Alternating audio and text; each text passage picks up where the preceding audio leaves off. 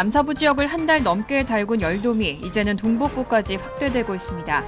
뉴욕시에도 폭염주의보가 발령됐습니다. 바이든 대통령이 한국전쟁 정전협정일을 기념하는 포고문을 내고 한국전쟁 참전 용사들의 희생으로 탄생한 한미동맹이 세계 평화와 번영의 핵심 축이라고 강조했습니다. 연방준비제도의 11번째 금리 인상이 가계에 상당한 압박을 줄 거란 우려가 나옵니다. 연방의회에서 열린 UFO 관련 청문회에서 전 국가정찰국장이 행정부가 외계인 조종사의 유해를 보관하고 있다고 증언해 화제가 되고 있습니다. 뉴욕, 뉴저지를 포함한 4개 주에서 슈퍼마켓에서 파는 간 소고기를 먹고 살모넬라균에 감염된 사례가 보고되고 있습니다. 이상은 이 시각 주요 뉴스입니다. 시청자 여러분 안녕하십니까? KBN 뉴스입니다. 남서부 지역을 한 달 넘게 달군 열돔이 이제는 동북부까지 확대되고 있습니다. 전국 대부분 지역에서 평균 기온을 웃도는 폭염이 이어지고 있습니다. 뉴욕시에도 폭염주의보가 발령됐습니다. 보도에 오동윤 기자입니다. 기상청은 예보를 통해 앞으로 며칠 동안 광범위한 상층 고기압이 남서부에서 북동부로 확장될 것이라며 이에 따라 전국 대부분 지역에서 평균보다 높은 기온이 예상된다고 밝혔습니다. 기상청은 남서부에서 중서부까지 화씨 90에서 100도의 고온이 예상되고 내일은 북동부와 대서양 연안 지역의 최고 기온이 화씨 90에서 100도에 가까워질 것이라고 전망했습니다. 기상청이 발령한 폭염특보 현황에 따르면 현재 서부 캘리포니아주부터 동부 매사추세츠주까지 미국 전역 27개 주에 1억 2천만 명이 폭염경보주의보의 영향권에 있습니다. 미국 전체 인구 약 3억 3천만 명 중 3분의 1가량이 심한 더위에 시달리게 되는 상황입니다. 뉴욕시는 오늘 오전 11시부터 폭염경보가 발효되었습니다.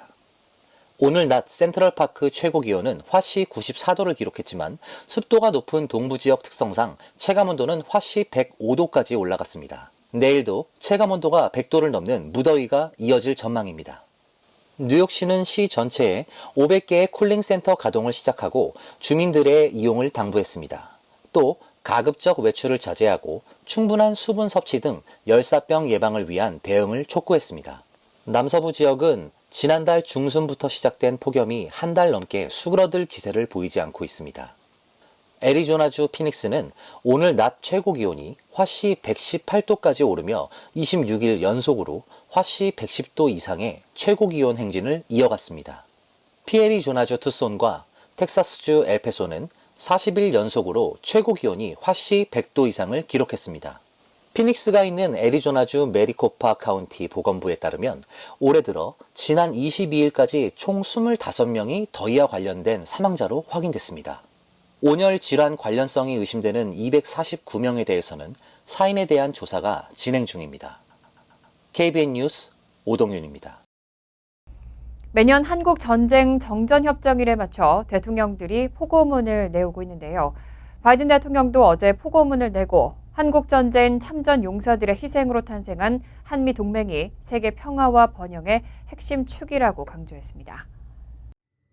바이든 대통령은 한국전쟁 정전협정일을 하루 앞둔 어제 포고문을 내고 우리가 오늘 누리고 있는 안보와 안정을 지키기 위해 싸운 한국전쟁 참전 용사들을 기리자고 선언했습니다. 또 그들이 봉사하고 희생한 민주주의 가치들에 대한 우리의 서약을 새롭게 하고 한국과의 동맹이 계속해서 세계 평화와 번영에 기여하도록 함께 노력하자고 촉구했습니다. 바이든 대통령은 특히 올해는 1950년부터 1953년까지 함께 싸운 미군과 한국군 장병들이 맺은 부술 수 없는 유대 관계인 한미동맹의 70주년이라며 3만 6천 명이 넘는 미군과 7천 명이 넘는 카투사 장병을 포함해 더 자유로운 세상을 위해 목숨을 바친 이들의 희생을 기린다고 덧붙였습니다. 한편 바이든 대통령은 지난 4월 윤석열 대통령의 국빈 방미 기간 한국전쟁 참전 용사기념비를 함께 방문한 사실을 언급하고서 우리의 동맹이 민주주의와 안보, 자유 등 가치를 공유하는 데서 탄생했다는 것을 상기시켜주는 엄숙한 순간이었다고 회상했습니다. 또 이런 가치는 여전히 한반도에서 함께하는 수천 명의 한미 장병들에 의해 유지되고 있고 우리가 공유하는 힘의 원천이라고 강조했습니다. 한편 올해 포고문에는 지난해와 마찬가지로 북한을 향한 메시지는 담기지 않았습니다. 연방준비제도는 어제 적립회의에서 기준금리를 0.25% 인상했습니다. 지난해 3월 이후 11번째 인상인데 가계에 상당한 압박을 줄 거란 우려가 나옵니다. 신용카드는 물론 모기지와 자동차, 학자금 등 각종 대출금리도 잇따라 인상될 것으로 전망되고 있습니다. 어제 CNBC 방송은 지난해 3월 이후 11번째로 연준이 금리를 인상하면서 여러 형태의 가계 대출과 관련한 자금 조달 비용을 높이고 가계에 상당한 압박을 가할 것이라고 보도했습니다. CNBC는 우선 20% 이상으로 이미 사상 최고 수준을 기록하고 있는 신용카드 평균 이자율이 조만간 더 오를 것으로 전망했습니다. 금융정보업체 뱅크레이트에 따르면 이미 신용카드 소지자의 거의 절반은 매달 카드 빚에 시달리고 있는 상황입니다. 이와 관련해 재정정보업체 월렛허브는 이번 금리 인상으로 신용카드 사용자는 앞으로 12달 동안 17억 2천만 달러의 이자를 추가로 부담해야 한다고 추산했습니다. 이 밖에도 모기지, 주택담보대출로 새롭게 주택을 구매하려는 경우에는 현재 인플레이션에 연준의 금리 인상까지 더해지면서 구매력을 상당히 잃어버릴 것으로 분석됐습니다. 또 1년마다 금리가 조정되는 변동금리 모기지 대부분이나 금리 변동 상황이 즉시 반영되는 주택자산 신용한도, 힐락 같은 대출 상품도 이번 금리 인상의 영향권에 놓였습니다. 뱅크레이트에 따르면 주택자산 신용한도, 힐락의 평균 금리는 이미 22년 만에 최고치인 8.58%까지 오른 상태입니다. 자동차 구매 관련 대출도 금리 인상 여파를 피해갈 수는 없을 것으로 보입니다. CNBC는 또 연방 학자금 대출 금리는 고정돼 있지만 새로운 대출에 대해서는 이자를 더 부담해야 한다고 전했습니다.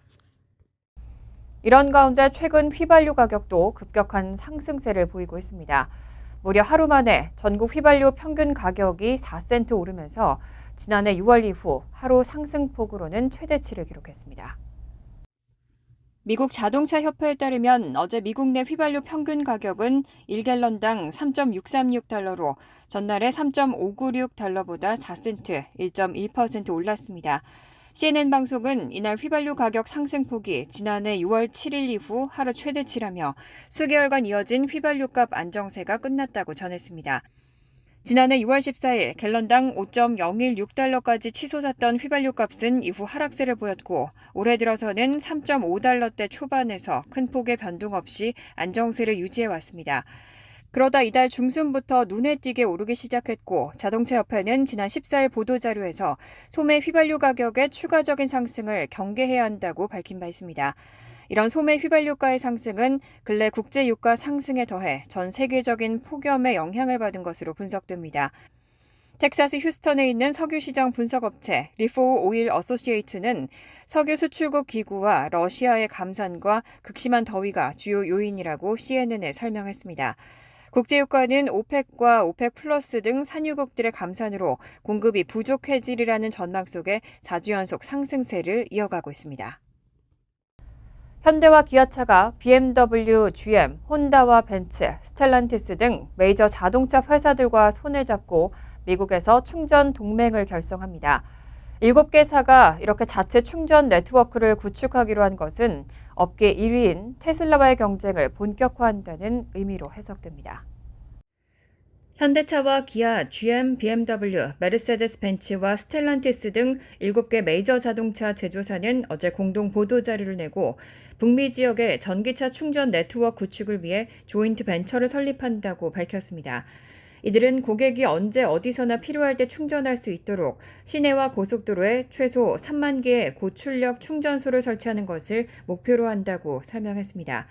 이 충전소는 모든 전기차 고객이 이용할 수 있도록 기존의 미국 표준인 CCS와 테슬라의 충전 규격인 NACS 커넥터를 함께 제공할 계획입니다. 내년 여름에는 미국에서 첫 충전소를 개장하고 이후에는 캐나다로 확대할 예정으로 알려졌습니다. 7개사는 또 공동 보도자료에서 가능한 곳에는 캐노피를 설치하고 화장실과 음식 서비스, 소매점 등 편의시설을 배치할 것이라며 일부 플래그십 충전소에는 추가 편의시설을 설치해 충전의 미래를 보여줄 수 있는 최고의 경험을 제공할 것이라고 덧붙였습니다. 이들은 이런 공동 충전 네트워크 구축 계획에 정부의 전기차 충전 인프라 확대를 위한 보조금 프로그램을 통해 공적 자금을 지원받을 수 있을 것으로 기대했습니다. 이런 조인트 벤처는 규제 당국의 승인을 거쳐 올해 안에는 설립될 것으로 예상되고 있습니다. 어제 연방의회에서 미확인 비행물체 UFO와 관련한 청문회가 개최됐는데요. 증인으로 참석한 전 국가정찰국장이 행정부가 외계인 조종사의 유해를 보관하고 있다고 증언해 화제가 되고 있습니다. AFP통신과 뉴욕타임즈에 따르면 하원 소위원회인 정부감시 및 정부개혁위원회는 어제 워싱턴 DC 국회의사당에서 미확인 이상현상, 국가안보, 공공안전 및 정부 투명성에 대한 영향을 주제로 청문회를 개최했습니다. 이번 청문회에는 데이빗 그루시 전 국가정찰국장과 해군 예비역 조종사인 데이빗 프레이어와 라이언 그레이브스 등 3명이 청문회 증인으로 참석했습니다. 그루시 전 정찰국장은 업무 수행 과정에서 국방부의 수십 년에 걸친 미확인 공중현상, UAP 추락물 회수 및 역공학 프로그램에 대한 정보를 입수했지만 접근이 거부됐다며 수집한 데이터를 바탕으로 관련 정보를 상관과 감찰관에게 보고하기로 결정했고 사실상 내부 고발자가 됐다고 말했습니다. 그루시 전 전찰국장은 이어 행정부가 UAP 잔해와 인간이 아닌 조종사의 유해를 보관 중이라고 절대적으로 믿고 있다면서 정부가 대중들은 물론 의회를 상대로 관련 정보를 숨기고 있다고 주장했습니다. 또 자신의 증언은 오랜 기간 국가를 위해 합법적으로 봉사한 경력이 있는 개인들로부터 제공받은 정보를 바탕으로 한다며 이들 중 상당수는 사진과 문서, 구술 증언 등을 공유해줬다고 덧붙였습니다. 뉴욕, 뉴저지를 포함한 4개 주에서 슈퍼마켓 샤프라이트에서 파는 간 소고기를 먹고 살모넬라균에 감염된 사례가 보고되고 있습니다. 주의를 하셔야겠습니다. 지난 25일 연방질병통제예방센터는 뉴욕, 뉴저지를 포함해 북동부 4개 주에서 최소 16명 이상이 식품 섭취로 인해 살모넬라균에 감염됐다며 원인으로 추정되는 슈퍼마켓에서 파는 간고기를 중심으로 조사를 진행하고 있다고 발표했습니다. CDC에 따르면 살모넬라균 감염 환자는 뉴저지주에서 9명으로 가장 많고 이어 뉴욕주에서 5명, 그리고 커네티컷주와 매사추세츠주에서 각각 1명씩 발생했습니다. 살모넬라균에 감염된 16명 중 5세 이하의 어린이가 3명이고 최고령은 97세로 나이를 가리지 않고 감염됐습니다. 또 전체 감염자 가운데 6명은 증상이 악화돼 병원에 입원한 것으로 전해졌습니다. 한편 CDC는 환자들의 80% 이상이 최근 대형 슈퍼마켓 체인점 샤프라이트에서 판매하는 간고기 제품을 먹은 것으로 파악됐다며 당분간 해당 슈퍼마켓에서 간고기 제품을 구매하거나 섭취하지 말고 먹더라도 고기 내부의 온도가 화씨 160도 이상이 되도록 잘 익혀서 먹을 것을 요청했습니다. 살모넬라균에 감염되면 고열과 위경련, 심한 설사 등의 증상을 보이는데 건강한 사람은 4일에서 7일이 지나면 회복되지만 노약자나 어린이, 면역력이 낮은 환자 등은 심하면 목숨을 잃을 수 있습니다. 올해 뉴저지주가 실시한 앵커 프로그램이 큰 성공을 거뒀다는 평가를 받고 있습니다. 총 163만 가구, 뉴저지 주민의 절반 이상이 혜택을 받은 것으로 추산됐습니다. 내년에도 시행될 계획인데 시니어들을 대상으로는 금액도 늘어납니다. 뉴저지주 재무국 멜린다 켈리앤더 대변인은 지난 25일 기자회견을 열고 2023년 앵커 프로그램 수혜 내역을 발표했습니다. 발표에 따르면 약 20억 달러가 투입된 앵커 프로그램은 7월 말 현재까지 주택 소유자 116만 9천 명과 세입자 46만 8천 명에게 지원금이 지급됐습니다. 게재 정보가 부실하거나 부정 신청 등으로 조사 또는 승인이 진행되고 있는 신청건은 15,000건으로 나타났습니다. 재무국은 올해 앵커 프로그램 시행을 통해 수혜자의 가족까지를 모두 포함하면 실질적으로 뉴저지주 인구의 절반 이상인 500만 명 정도가 혜택을 받았고 특히 연평균 9,600달러의 재산세를 납부하고 있는 주택 소유자들도 일부 부담을 덜게 됐다고 밝혔습니다. 뉴저지주는 내년에도 소폭 예산을 늘리고 같은 방식으로 앵커 프로그램을 시행할 예정입니다. 하지만 일부 수혜 조건은 변경됩니다. 주택 소유자의 경우 1년 가구 소득 15만 달러까지는 1,500달러, 15만 1달러부터 25만 달러까지는 1,000달러의 지원금을 받는 것은 올해와 동일합니다. 하지만 주택 소유자 가운데 65세 이상의 시니어는 250달러를 추가해 총 1,750달러를 받게 됩니다. 세입자의 경우 1년 가구 소득 15만 달러까지 450달러를 지급받는 건 올해와 동일합니다. 간추린 소식입니다. 법무부에서 북한, 중국 등의 가상화폐 범죄 수사를 이끌었던 한국계 최은영 검사가 국가안보국 부차관보로 임명됐습니다. 어제 법무부는 최은영 국가가상화폐 단속국 국장이 최근 대테러, 방첩, 수출 통제, 사이버 수사 및 북중러 등 적성 국가들의 안보 위협 조사 등을 전담하는 법무부 산하 국가안보국으로 자리를 옮겼다고 발표했습니다. 최 검사는 하버드대에서 경제학을 전공하고 하버드 로스쿨을 졸업했고 현재 법무부 내에서 가상화폐를 포함한 사이버 범죄 수사에서 최고 전문가로 꼽힙니다. 오늘 노동부가 지난주 7월 16일부터 22일까지의 신규 실업수당 청구 건수가 21만 1000건으로 집계됐다고 밝혔습니다. 전주보다 7,000건 줄어 3주 연속 감소세를 이어나갔고 지난 2월 이후 5개월 만에 최소치를 기록했습니다. 인플레이션 해소의 필요 조건으로 노동시장의 공급 증가를 제시한 연방준비제도의 바람과는 적지 않게 차이가 나고 있습니다. 연준 관계자들은 인플레이션 목표치인 2%대 달성을 위해선 실업률이 최소 4%를 넘겨야 한다는 입장입니다.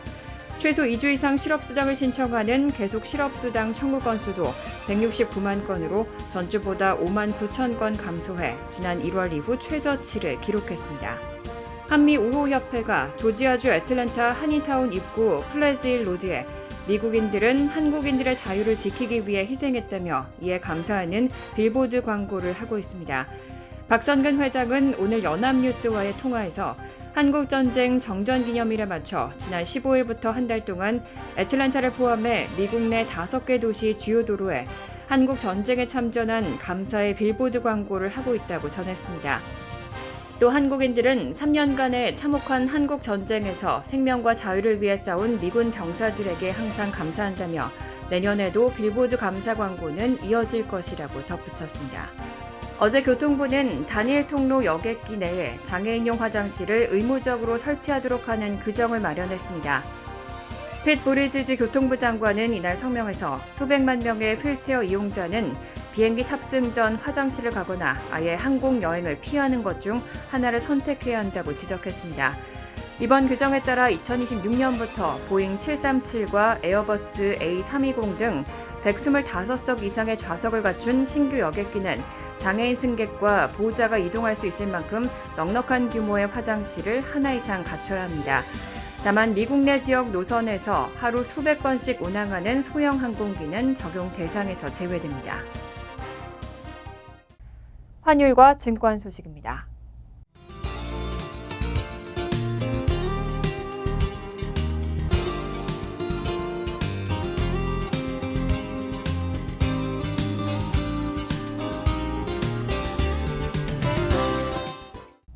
이어서 날씨입니다. 금요일은 화창하고 무더운 날씨가 예상됩니다. 낮 최고 기온은 92도, 섭씨 33도, 밤 최저 기온은 79도, 섭씨 26도로 예상됩니다. 토요일은 화창하지만 때때로 천둥 번개를 동반한 소나기 내릴 가능성이 있습니다. 일요일은 화창하겠습니다. 이상으로 KBN 뉴스를 마칩니다. KBN과 함께 즐거운 저녁 되시기 바랍니다.